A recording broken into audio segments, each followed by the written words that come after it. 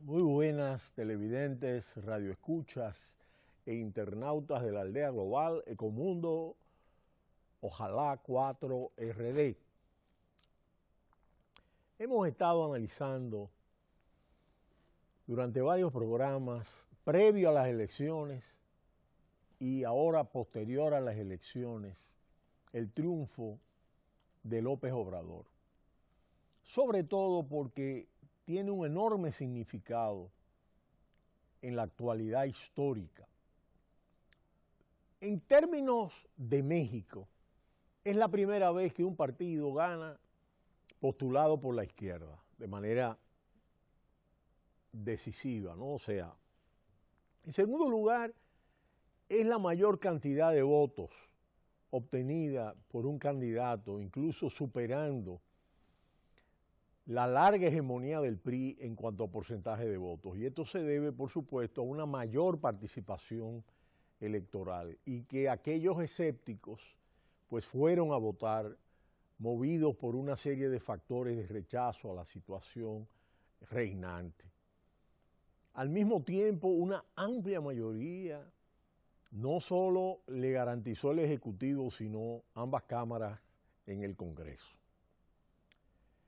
Al mismo tiempo, en vista de la nueva situación frente a Estados Unidos, indiscutiblemente que López Obrador representa un discurso mucho más coherente en torno a la defensa de las minorías y ha sido un punto importante que afectó a Peña Nieto en relación a su discurso sobre Estados Unidos y los planteamientos del presidente estadounidense sobre la inmigración mexicana.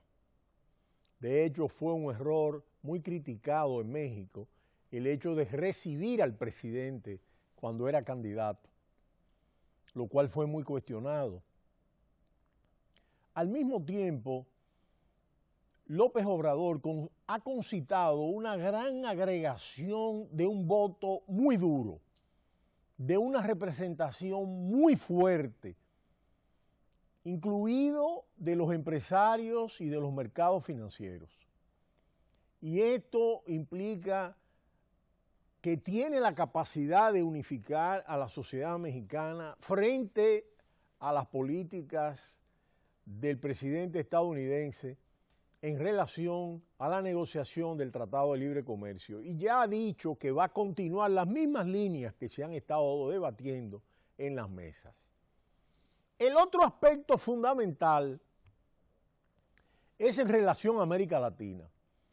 Luego de varias derrotas sucesivas de la izquierda en un cambio de ciclo de América Latina, iniciado con la desaceleración de China y de cómo el auge exportador que mantenía a Brasil, a Argentina, a Chile, a Ecuador, a Venezuela y a otras economías vinculadas al crecimiento chino con altos niveles de crecimiento, una vez se produjo esa desaceleración de la economía china y que hubo un cambio de su modelo económico, pues inmediatamente, luego de un largo periodo de vigencia de opciones de izquierda, comenzaron a agotarse esos modelos, además de que surgieron otros factores políticos. Es el caso de Argentina, con el triunfo de Mauricio Macri, es el caso muy diferente, con las características muy particulares, muy diferentes, de Michel Temer en el caso de Brasil, y la salida de Dilma Rousseff, que evidentemente hay una situación de crisis institucional que no es bajo ninguna circunstancia una situación en la cual se le ha derrotado electoralmente, Incluso Temer tiene una valoración prácticamente muy débil y no se le pudo demostrar a Dilma Rousseff mecanismos de corrupción. Pero indiscutiblemente que el PT perdió el poder y al mismo tiempo tiene a su principal candidato en una situación muy compleja. Por otro lado está la caída de Chile y este hecho indiscutiblemente marca otra de las derrotas de la izquierda. Por otro lado está el caso de cómo en Ecuador, aunque sigue la misma corriente, sin embargo, ha habido un cambio de signo muy importante y hoy día el presidente Rafael Correa, el expresidente Rafael Correa, tiene una orden de prisión y se encuentra en Bélgica y está buscando asilo. La situación de este cambio, de este ciclo, con el agotamiento de la economía venezolana muy fuerte, es un hecho importante y esta victoria de López Obrador cambia este ciclo y esto tiene esa gran significación porque le da un nuevo respiro a lo que son estas ideas en el conjunto de América Latina. ¿Cuáles son los elementos fundamentales que marcan este triunfo? En primer lugar, López Obrador se presentó como un candidato más pragmático, más conciliador, y este es un hecho de relevancia, con un discurso mucho más coherente, mucho más articulado en relación a todos los sectores sociales.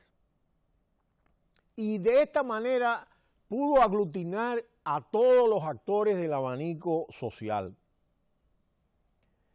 En su campaña se sumaron fuerzas que antes era impensable que podían sumarse a su candidatura. Y este fue un hecho de una correcta táctica política que articuló su campaña.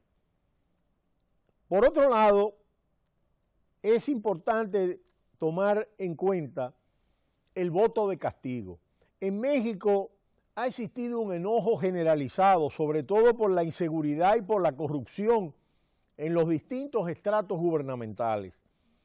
Esto ha contribuido a la crisis del gobierno de Enrique Peña Nieto. En el último sexenio han salido a flote grandes escándalos de corrupción a todos los niveles, lo cual es un elemento que fue muy favorecedor de la campaña de López Obrador.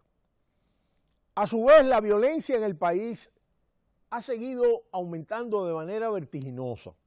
En el año 2017 fue el más sangriento de las últimas décadas, con más de 29,000 asesinatos.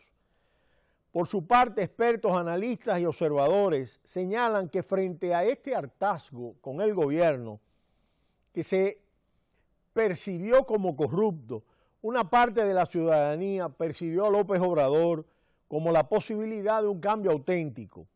Además, la imagen es la de un político honesto.